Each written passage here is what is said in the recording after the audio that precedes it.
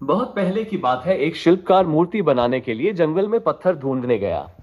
वहां उसको एक बहुत ही अच्छा पत्थर मिल गया, जिसको देखकर वो बहुत खुश हुआ और कहा यह मूर्ति बनाने के लिए बहुत ही सही है।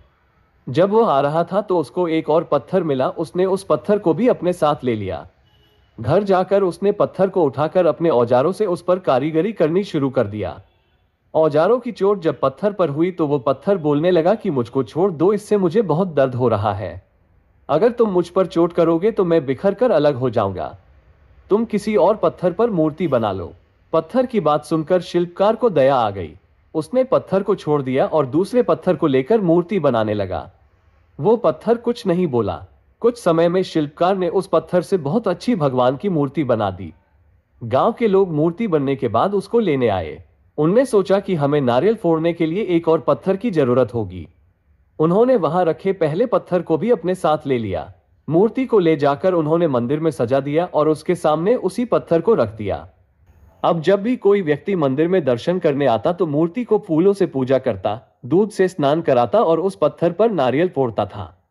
जब लोग उस पत्थर पर नारियल फोड़ते तो बहुत परेशान होता। उसको दर्द होता और वो चिल्लाता, लेकिन कोई उसकी सुनने वाला नहीं था।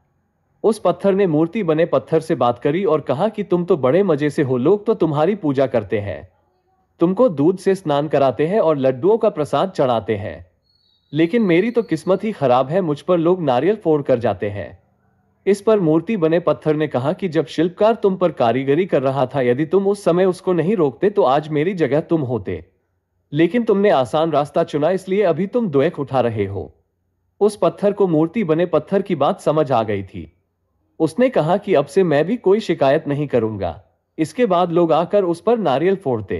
नारियल टूटने से उस पर भी नारियल का पानी गिरता और अब लोग मूर्ति को प्रसाद का भोग लगाकर उस पत्थर पर रखने लगे। सीख, हमें कभी भी कठिन परिस्थितियों से घबराना नहीं चाहिए।